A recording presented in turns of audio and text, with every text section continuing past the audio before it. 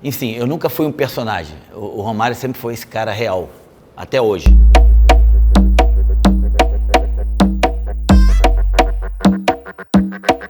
Cara, então, eu sempre fui um cara assim meio marrento, independente de qualquer coisa, desde moleque, eu sempre fui um cara que sempre tive muita personalidade, isso eu puxei muito do meu pai, e sempre fui um cara de coragem, de falar aquilo que eu tenho vontade, de dizer aquilo que eu tenho condição de fazer e antecipar aquilo que eu vou fazer. Claro que nem sempre a gente acerta, mas a maioria das vezes eu tive felicidade de acabar fazendo o que eu disse que ia fazer. Mas o técnico Edu já decidiu, lança desde o início a grande esperança da torcida do Vasco, o Júnior Romário. Primeiro jogo que eu vou entrar como titular da equipe do Vasco da Gama, mas eu acho que é um jogo normal. Você tem muita expectativa no futebol desse menino? Claro, senão não colocaria para jogar. 60 anos são 60 anos, né? Eu me considero hoje um cara assim, muito mais experiente do que a cada ano. Eu acredito que essa coisa de ficar velho, vamos dizer essa frase, isso é muito de cada um na cabeça, assim. Eu sou um cara que sou eternamente jovem, mas tenho hoje as minhas responsabilidades de um cara que vai fazer 60 anos. Mas o mais importante, independente dessa idade, assim, da idade de 60, 59 para 60, sou um cara muito feliz, curto muito a vida e aproveito o máximo que eu puder. Eu não me arrependo de ter tido os problemas que eu tive com as pessoas, não. Aqueles que eu consegui resolver, eu resolvi. Vanderlei, o Zico, resolvi com ele. O Edmundo, a gente se desentendeu aí por muitos anos.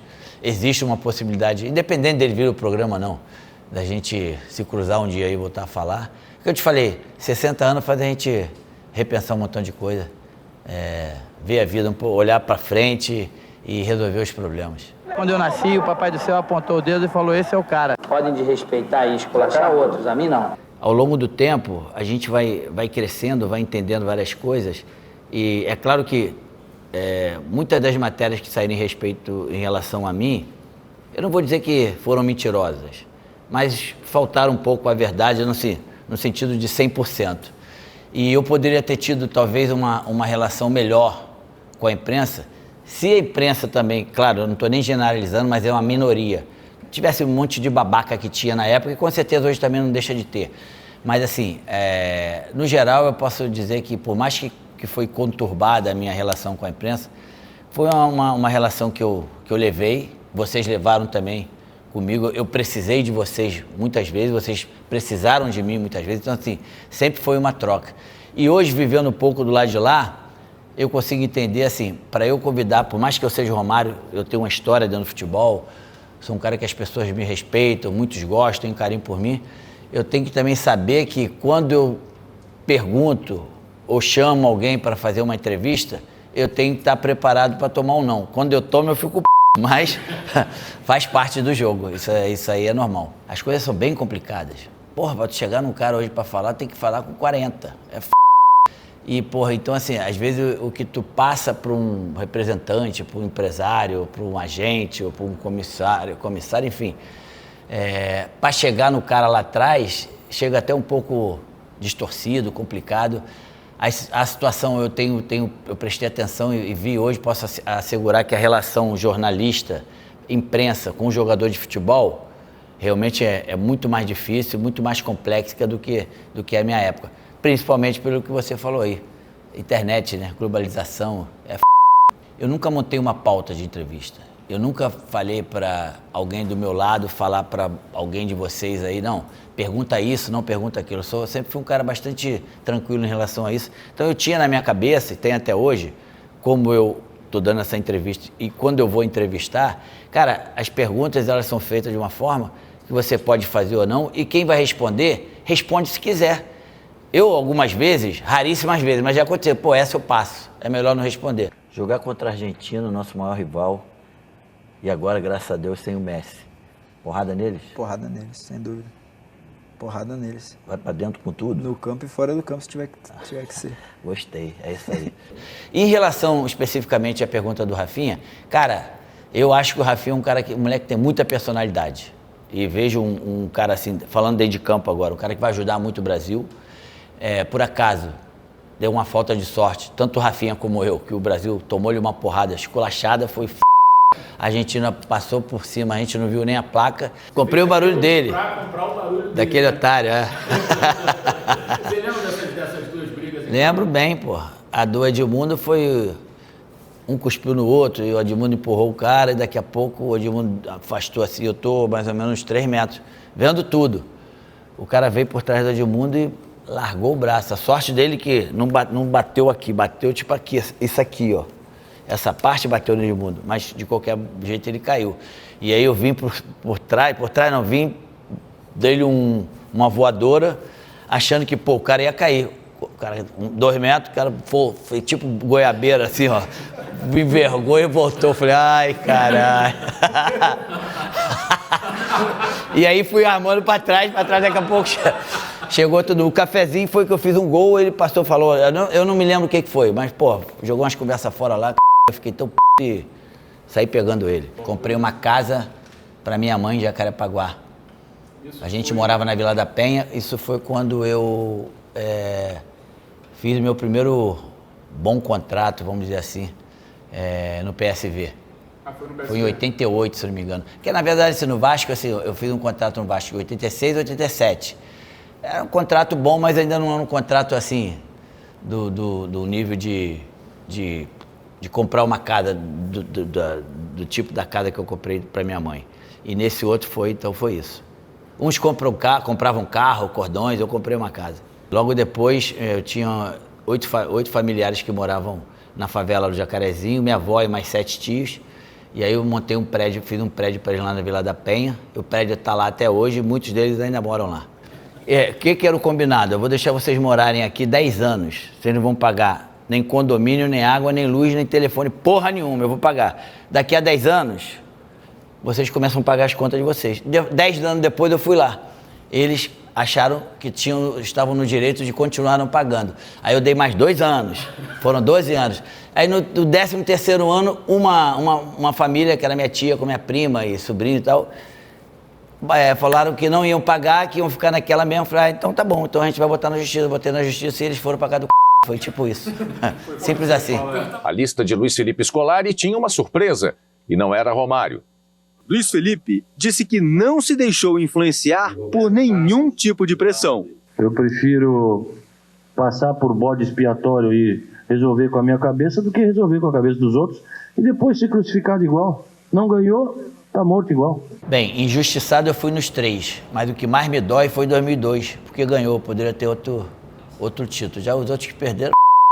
O Filipão, há pouco tempo, disse que foi uma questão tática. Assim, de novo eu ouvi ele falar que a questão foi tática, a questão foi técnica. Eu acredito que realmente tenha sido isso, porque não tem outro motivo. Assim, em relação assim, muitos falaram que eu tinha desrespeitado ele, tinha traído a confiança dele, tinha feito coisas que eu negócio de umas aeromoças no hotel, que eu tinha transado com as aeromoças no dia anterior, e não foi porra nenhuma disso. Se for isso aí, é um direito dele e eu respeito. E você foi capitão contra o Uruguai. Então, foi nessa noite do jogo que falaram para ele futuramente que eu saí com uma comissária aeromoça que tinha dormido lá. Ou seja, perdi a Copa e não comi a porra da mulher. Cara, na verdade, a gente tem sofrido muito. Nesses últimos aí, eu vou botar aí 10 anos, a seleção está muito longe de mostrar que o Brasil que o Brasil foi, de longe, o melhor futebol apresentado na prática, dentro de campo. Nós temos aí muito bons jogadores, fora o Neymar. E vamos botar o Vini também, que está nesse momento aí bem legal, principalmente no Real Madrid. Está vivendo um momento bem especial. Jogadores que têm bastante condições, jogadores que até merecem realmente colocar a camisa da seleção brasileira. Mas, cara, o que eu tenho notado que há uma desorganização muito grande em todos os sentidos, principalmente dentro do campo, nesses últimos 4, 5 treinadores que a seleção brasileira teve. Primeiro, eu entendo que a CBF já errou lá atrás, quando o Tite foi técnico da Copa do Mundo, perdeu e continuou. Na minha opinião, já tinha que ter mudado o ciclo ali. Mas trazendo para hoje, nós estamos muito, muito longe de um futebol convincente, um futebol que realmente não é que dê medo. Talvez o Brasil nunca mais vai ter medo, os outros adversários vão ter medo do Brasil. Lá atrás já teve, respeito e medo. Mas hoje nem respeito tem, isso é muito ruim. Na verdade, isso é a seleção não move mais o brasileiro. Assim, muitas vezes, quando a seleção brasileira está jogando, tu não vê nenhum entusiasmo por parte dos brasileiros de primeiro fazer questão de ver. E o pior, de saber o resultado, ou seja, significa que a seleção está num momento muito difícil, muito complexo. Confirmado o resultado no início da noite, Romário festejou ao lado dos filhos e colaboradores. Agradecer ao povo do Rio de Janeiro por confiar em mim, o seu voto. Quem me motivou a entrar na política foi a Ivy, minha filha, que é a mais nova, que tem síndrome de Down. O nicho daquela família, das pessoas com síndrome de Down lá atrás, há 14 anos, quando eu entrei na política, esse nicho me motivou, me colocou que eu seria uma pessoa que teria muita voz e poderia ajudar muito esse segmento. Quando a mãe dela fez o exame, que foram alguns dias antes do parto, a princípio estava tudo certo, 99,9% que seria mais um filho meu, igual os outros 5 que nasceram, sem nenhum tipo de deficiência, sem nenhum tipo de problema. Mas acabou nascendo com a síndrome de Down, a gente ficou sabendo tipo meia hora, 1 hora depois. E cara, nada na minha vida foi à toa, assim. Papai do Céu jogou esse anjo no meu colo e falou pra tu, ó, já que tu diz que eu apontei pra você, tu é o cara, agora tu vai ter que ser mais do que nunca, vai ter que ser o cara real. Então assim, eu abracei, a minha família abraçou e é a minha princesa e vai ser eternamente minha Ivy. E assim, com certeza ela fez eu mudar o ritmo, o rumo da minha vida, principalmente em relação à política. Sempre transitei muito bem no mundo da bola, porque eu fui um cara que, por mais que eu sempre fui um cara polêmico, que as pessoas me achavam marrento, eu sempre defendi muito a minha classe. Vocês que acompanharam, vocês sabem disso. E na política não é diferente, eu não faço inimigo. Eu não sou um cara que vou lá no plenário para ficar falando mal de A, B ou C. Eu faço parte de um partido que é o PL, que é um partido da direita, mas as minhas ações sempre foram ações do centro, entendeu? Não. Eu tenho algumas coisas da direita, como tenho algumas coisas também da esquerda. Eu sou um cara que brigo bastante pela minoria, sou um cara que respeito o pensamento e a ideologia das pessoas, mas eu tenho uma forma de seguir, de fazer política, de viver, que é a minha forma e isso ninguém vai me tirar. Romário assumiu a presidência de forma oficial do América, o ex-jogador e atual senador da República, que tem 57 anos, vai comandar o Clube de Coração pelas próximas 3 temporadas até o fim de 2026. Assim, as coisas são bem diferentes da época que eu tinha o controle, né? Mas como te falei, a idade faz a gente amadurecer, crescer e entender algumas coisas. E, por exemplo, de tudo isso que você falou, assim, por exemplo, presidente, eu sou presidente do América. Cara, tem cada coisa que é os caras fazendo dentro de campo, dá uma raiva do E vai fazer o quê? Eu tenho que continuar pagando os caras todo mês e torcendo para que aquele cara resolva. E no Senado é exatamente isso. Nós estamos lá 81, vários senadores têm os seus projetos, mas para se transformar mesmo em projeto, para ser sancionado, tem que ter a aprovação do mínimo da metade mais um. Então, são coisas que, assim, totalmente fogem do meu controle.